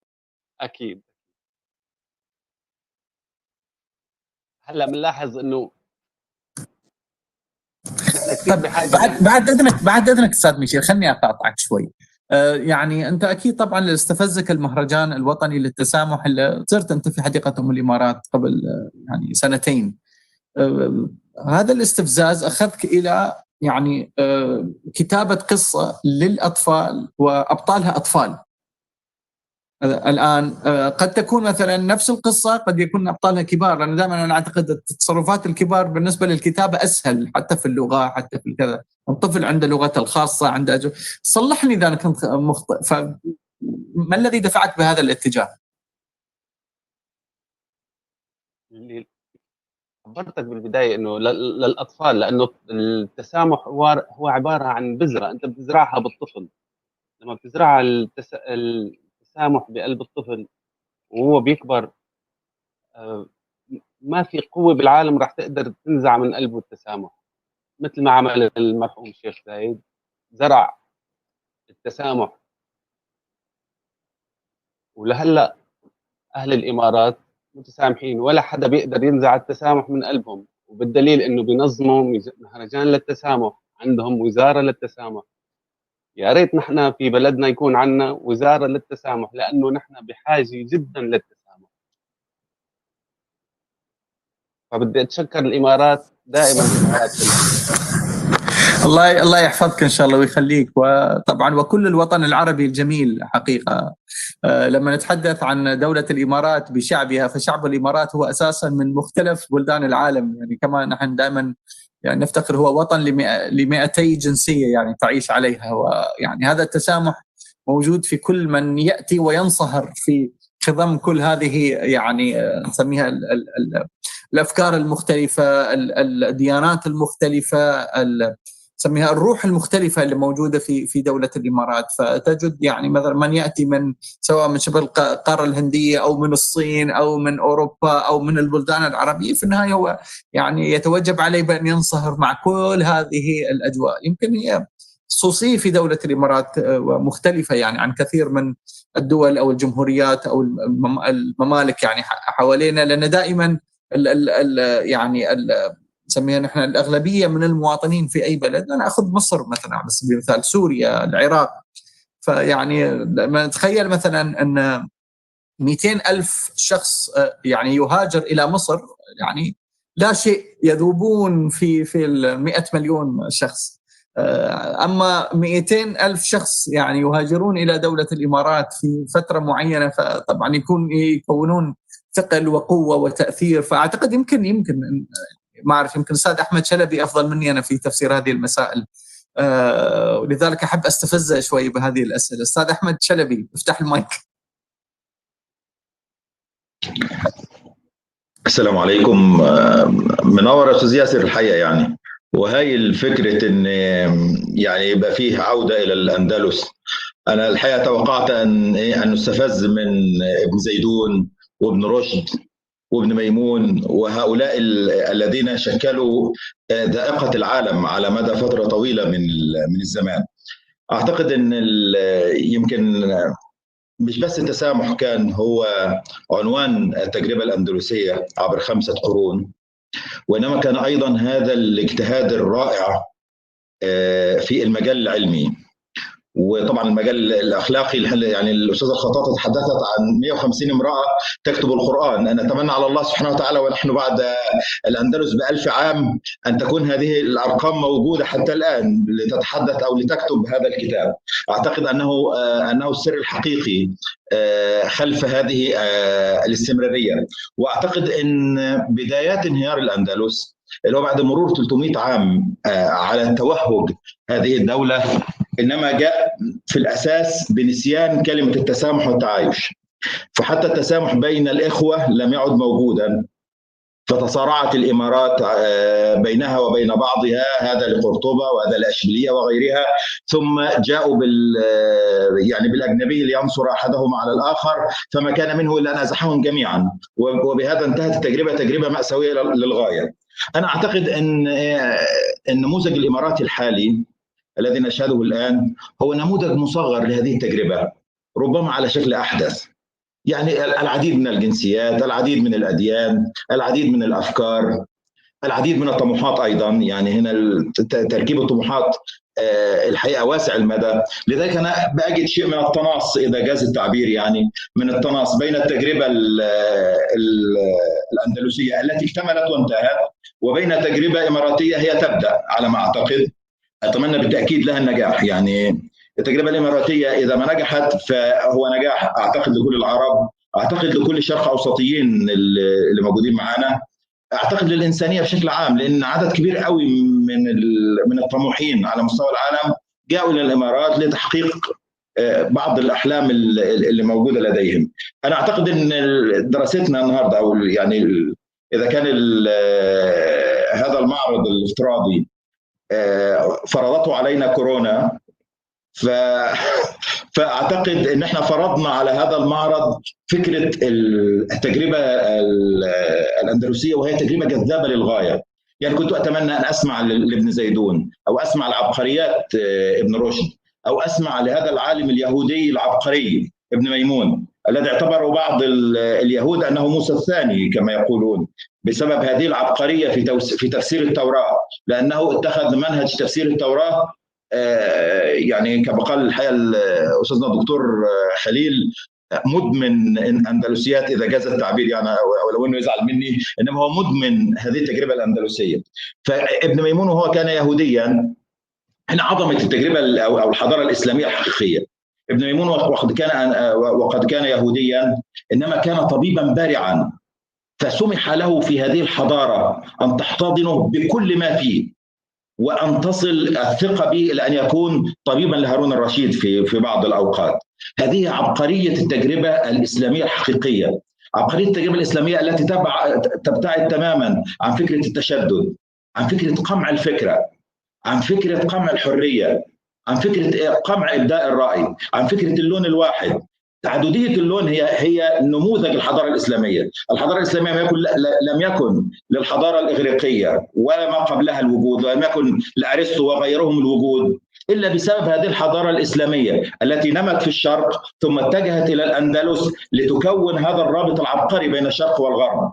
وليكون يعني هنا الثقة الرائعة والمصداقية العلمية الرائعة في علماء الحضارة الإسلامية أنهم لم ينسبوا أي مما ترجموه إلا لصاحبه. يعني لم يكن الغربيين يعرفوا أرسطو، ولم يكن يعرفوا أفلاطون، ولم يكن يعرفوا نظرياتهم، وإنما ترجمت بعلماء المسلمين، وكان نقلها إلى الأندلس ثم إلى بقية دول الغرب لتشكل عصر النهضة الذي قامت عليه أوروبا حاليا. الحقيقة احنا نمنا فترة طويلة الحمد لله رب العالمين، يبدو أن احنا عملنا مجهود كبير في التجربة الأندلسية، فقررنا أن احنا يعني ننام. فالحقيقة يعني طالت النومة. يعني أتمنى على الله أن تكون هناك يقظة حقيقية تدفع الجميع لأن يفعل. الحقيقة فكرة الحضارة الأندلسية أو حتى الحضارة بشكل عام هي لا تعني فقط وجود طاقات موجودة لدى أبناء هذه الحضارة، وإنما هي تعني وجود ملهم يوحد كل هذه الطاقات فيصل بها إلى فكرة عبقرية، لأنها تستحق الأفضل فتكون الأفضل. هكذا تكون. هو حلم يشكل ثم يوجد أحد ما له هذه الكاريزما العبقرية والمصداقية الحقيقية فيقبل على كل هذه الطاقات فيوحدها. الفنان يظل فنانا، والعالم يظل عالما، والطبيب يظل طبيبا، واللاعب يظل لاعبا، ولكنهم جميعا يشكلون وحدة تكون هذه الحضارة. أنا أعتقد أن هكذا أسست الأندلس على هذا المنطق الرائع، وأعتقد أن هكذا يمكن أن تؤسس كل الحضارات التي يمكن أن تكون دافعة للإنسانية. يعني الحقيقة القراءة في التاريخ هي قراءة عبقرية، لأننا بقراءتنا للتاريخ نعرف الغد وبشكل طبيعي جدا وبشكل منطقي جدا. يعني إذا ما عرفت جدي فإني سأعرف مصيري أنا. فإذا كان معرفة التاريخ حيوية، فأنا أعتقد أن الحضارة الإسلامية كانت الأكثر فعلا والأكثر فاعلية على مدى الحضارة الإنسانية جميعا. وعندما توقف المد الحضاري الإسلامي وعندما توقف إسهام المسلم في الحضارة الإنسانية، أعتقد أننا نعاني كثيرا برغم مما لدينا من إمكانيات. أنا أتمنى على الله طبعا أن يكون النموذج الإماراتي هو رأس حربة في هذا الاتجاه. أتمنى طبعا. يعني هناك يعني النموذج الإماراتي أو غيره من النماذج، هناك نماذج كثيرة حتى لا أكون أو لا تغلق الصورة على مكان واحد. هناك نماذج كثيرة، وإنما أن يكون رأس حربة في اتجاه أن نكون مسار حضاري جديد لا يكون فقط للحضارة الإسلامية وإنما الحضارة الإسلامية جميعا. فهكذا تعلمنا في التسامح والتعايش. طولت صح؟ شكرا. لا بالعكس، نتعلم منك أستاذ. والآن يعني بالنيابة عنكم أطلب من الدكتورة رؤية حقيقة يعني نشكرها على يعني هذه المشاركة الجميلة اليوم. حابين نسمع صوتك دكتورة.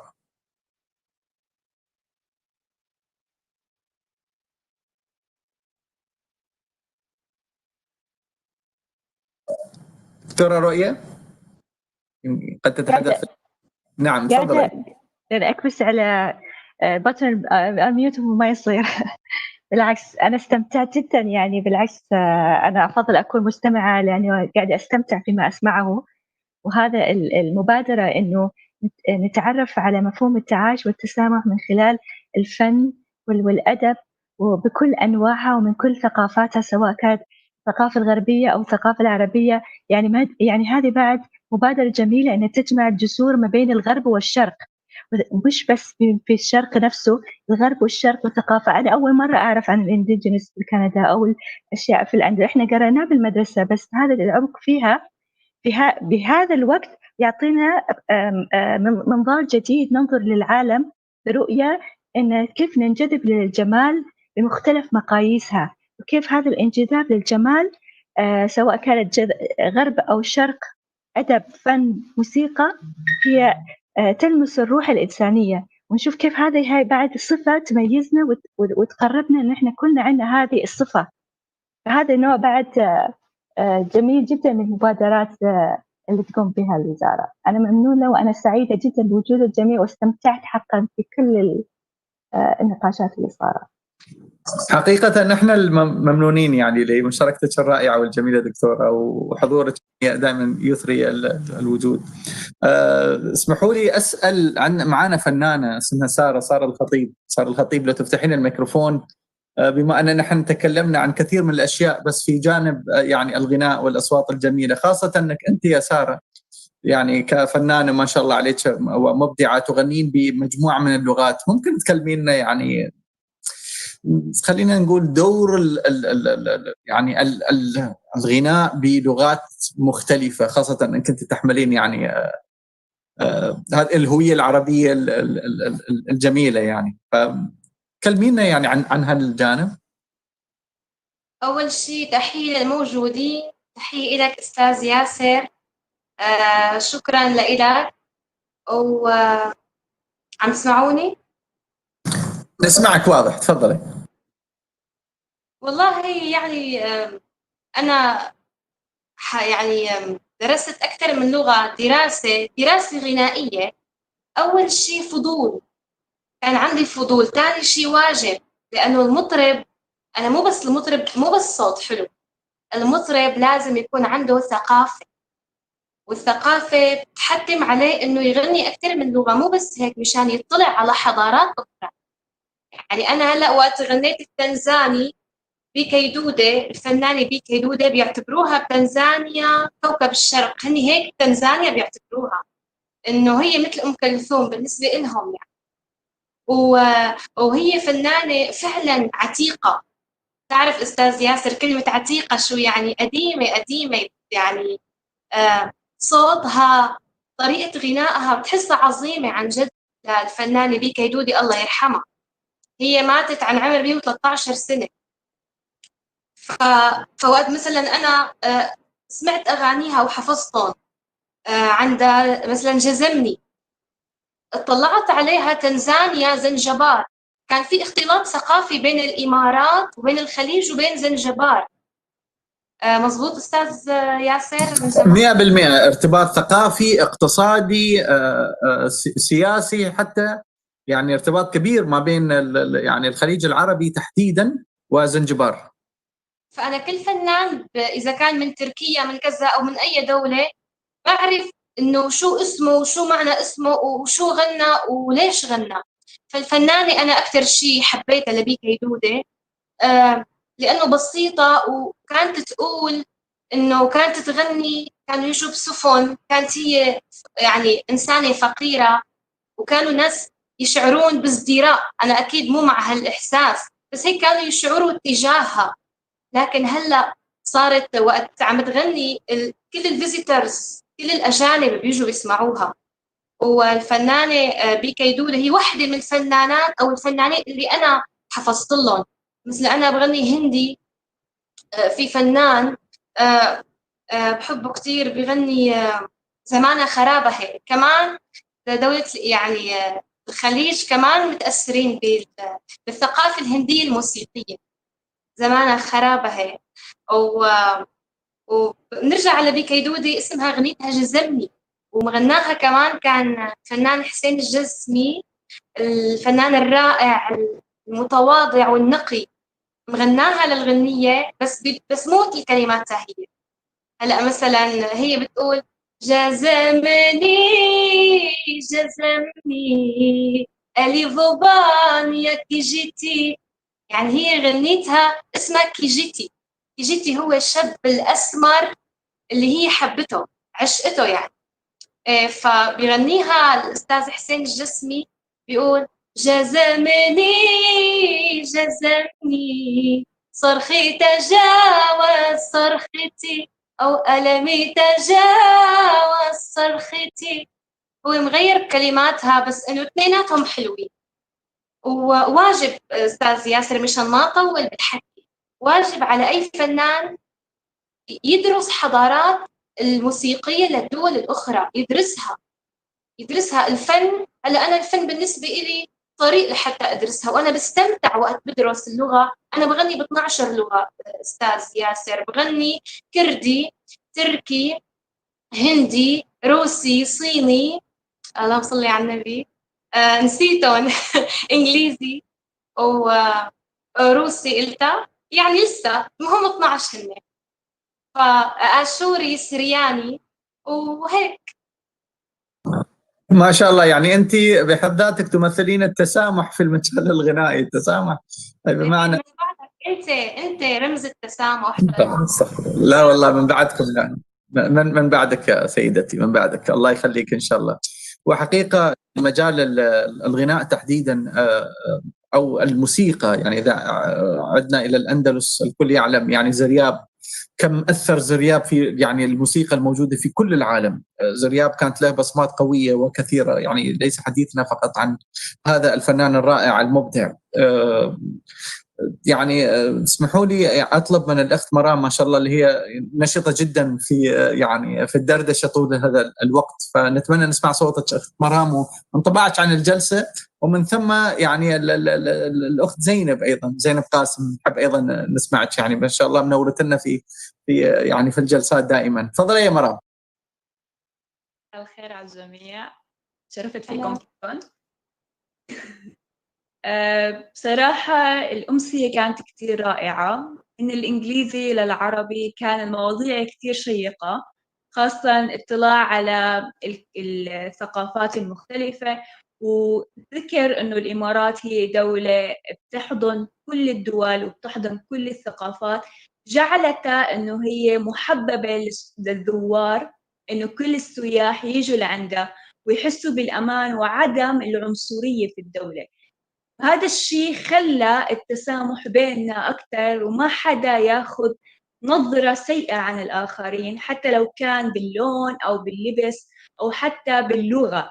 ما في بيننا عداوة لأنه نظر من الشخص يقيد إحنا دولتنا من وين أو شو الديانة. فهذا الشيء بيعزز من دولة الإمارات، خاصة أن الشيخ زايد رحمه الله خلى بيننا نحن كل الإمارات فيها مودة ومحبة بيننا، بهدفا بس إنه الشعب يكون بأمان وليس المقامات. ما حدا بيطلع على هذا مقامه شيخ أو وزير أو مثلا شرطي أو بالتعليم، ولكن هدفه إنه أنت إنسان من حقك إنك تحكي رأيك أو إنك تأيد موضوع معين.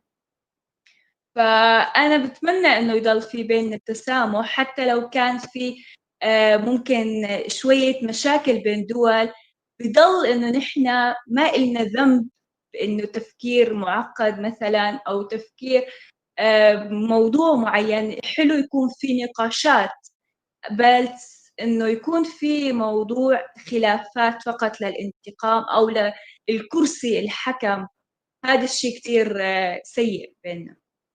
وبس، شكرا. شكرا لك.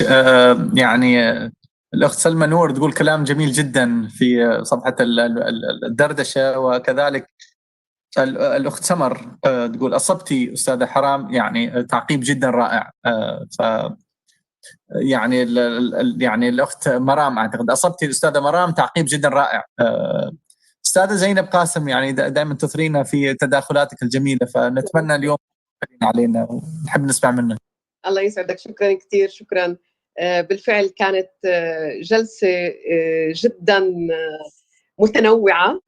أحببت جدا على فكرة الرسام والنحات اللي بيعمل هالأشكال المختلفة. كنت أتمنى أني أنا على فكرة أني أنا أكون موجودة متواجدة معه، ألمس القطع اللي فرجانا إياها بالكتاب، يعني جدا كانت جميلة. وبرضو كمان المتحف والثقافات المختلفة اللي شفناها. أول مرة نسمع عن الشعب في كندا اللي هو السكان الأصليين. يعني أخذتنا أنت ما شاء الله، يعني تنوعت فينا، يعني أخذتنا فوق ونزلتنا تحت. جلسة كانت جدا رائعة، وهذا جمال على فكرة. يعني أنا شكرا كثير أخت مرام، كلماتك جدا يعني نابعة من القلب وتصف الواقع. يعني ما نجده إحنا اليوم فقط، يعني في هذه الجلسة. يعني أنت شوفون، أخذتنا من الشرق إلى الغرب، طلعتنا فوق نزلتنا تحت. هذا هو بالفعل مثال التسامح، جدا كان رائع. ما شاء الله. أخت الخطيب ما شاء الله صوتها جدا جميل، يعني أنا كتبت لها سمعينا أكثر، صوتك جميل جدا. الموسيقى، العود، يعني مش عارفة إيش هالجلسة الجمالية، يعني وين أخذتونا اليوم أنتوا؟ وما شاء الله قيادتك للأخ ياسر، بالفعل أنت أسئلتك، والأخ شلبي والكلمات، وزرياب، الله عن جد، يعني قعدتوا بالفعل ما هيك أعطيتونا روح، وأنا أحب الروح. يعني أخذتونا فوق، طلعتونا فوق بصراحة. شكرا كثير، إبداع كانت الجلسة، جدا كانت رائعة. نتمنى هيك تختم لنا إياها المغنية بصوت، صوتك جميل جدا بصراحة. أعطينا هيك من اللي أنت بتغنيه بصراحة، أعطينا هيك شيء تختمين لنا فيه الحلقة. بعد إذنك يعني أستاذ ياسر. لا، على عيني وراسي، بس أنا يعني أستميحك عذرا أنت والأخت سارة بنسمع صوتك في النهاية، يعني ونختم معك إن شاء الله. بس في البداية أحب يعني أقول للناس الموجودين، إذا أي شخص عنده أي مداخلة أو سؤال، فهذا هو المناسب. لغاية ما يعني فنانة سارة تجهز لنا كذي كوبلي جميل عشان الأستاذة زينب. هل هنالك أي مداخلات؟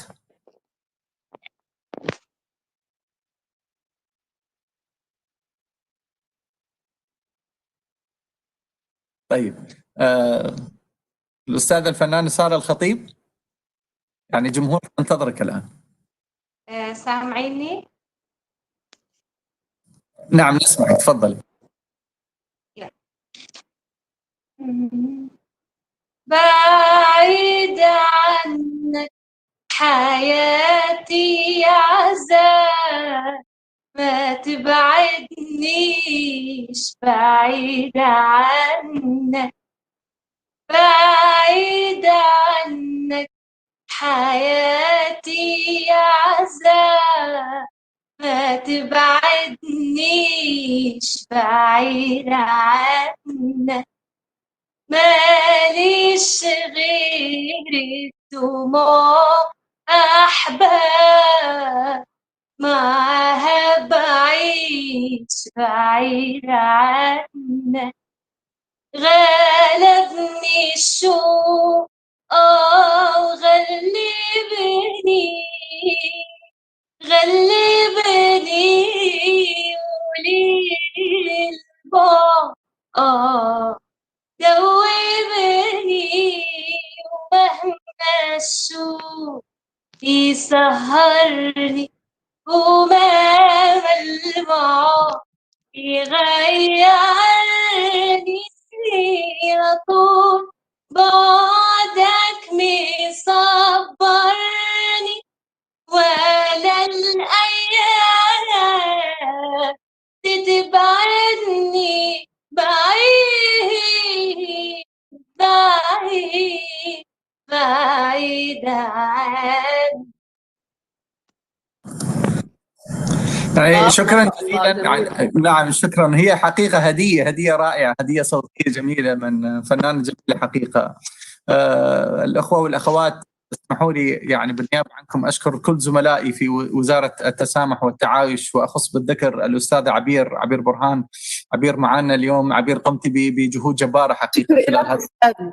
شكر لك، ما شاء الله عليك.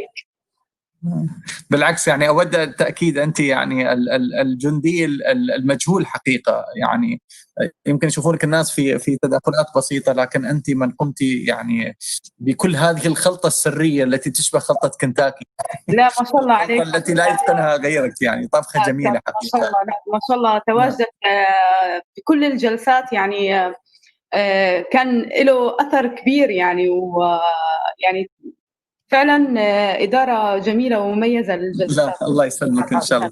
يعني حقيقة أود يعني أن أؤكد على كلام الأستاذة زينب لما قالت يعني فعلا نحن رحلنا من الشرق إلى الغرب، من الإمارات إلى إسبانيا إلى كندا، وعدنا من إسبانيا وكندا إلى دولة الإمارات اللي فيها طبعا مجموعة رائعة من يعني الخطاطين الممتازين اللي شاركونا اليوم، يعني أخص بالذكر الأستاذة كاملة يعني، والاستاذ ميشيل، شكرا جزيلا. يعني القصه رائعه ان شاء الله، بس تطلع يعني ان شاء الله يعني وتتوزع. يعني اعدك ان اولادي اول من سيقراها يعني حقيقه، وسيفرحون فيها كثيرا، لان هم كانوا موجودين في خلال فترة المهرجان، فهي جزء من الذاكرة الآن، صارت الذاكرة العاطفية إن صح التعبير، لأن احنا ارتبطنا بهذا المهرجان الوطني المهم. دكتورة رؤيا، بالرغم من يعني وجود كثير من المشاغل بالنسبة لك، تشاركينا يعني في very short notice يعني في كذا، فشكرا جزيلا. أستاذ أحمد شلبي، أنت أستاذ رائع، أستاذ عظيم، مداخلاتك دائما تثري حقيقة، يعني حقيقة مش أنا اللي أستفزك، أنت من تستفزنا يعني في مداخلتك الحلوة. أشكر كل اللي موجودين يعني فردا كل من شارك معنا، سواء في الاستماع أو في المحادثة أو في يعني حتى بالأداء الصوتي. يعني أستاذة سارة الخطيب، يعني أشكرك يعني حقيقة، كما أشكر يعني كل القائمين على هذا الجانب. هنالك فريق بالمناسبة، فريق خفي يمكن أنتم ما تشوفونهم، هم حقيقة خلف هذه يعني شاشات الكاميرا في مكتب معالي الوزير الشيخ نهيان، اللي هم يقومون بالأمور التقنية، يتأكدون أن كل الأمور تمشي بالشكل السليم. فأشكرهم أيضا حقيقة، لأنهم يعملون حقيقة ليلا ونهارا. شكرا لكم، أتمنى ما نكون طولنا عليكم، وإن شاء الله إلى لقاء مقبل. في يعني نسميه في معرض تفاعلي إن شاء الله قادم، فهذه مهمة بتكون أكبر عليك يعني الأستاذ عبير برهان في المستقبل القريب إن شاء الله. فيعني كل ما أقرأه الآن يعني أن كل يعني الشكر لشخصك الكريم ولكل الفريق القائم في هذا الموضوع، في يعني على هذا المعرض الافتراضي اللي استمر لمدة أسبوع. أعتقد في عندنا يوم آخر اللي هو غدا اللي هو يوم مخصص للغة العربية، ويوم حافل بيكون إن شاء الله وآخر الأيام. تحيات معالي الوزير الشيخ نهيان مبارك نهيان وزير التسامح والتعايش إلى كل من حضر معنا. شكرا جزيلا لكم، وتصبحون على ألف خير، صحة وسلامة إن شاء الله. أمسية جميلة.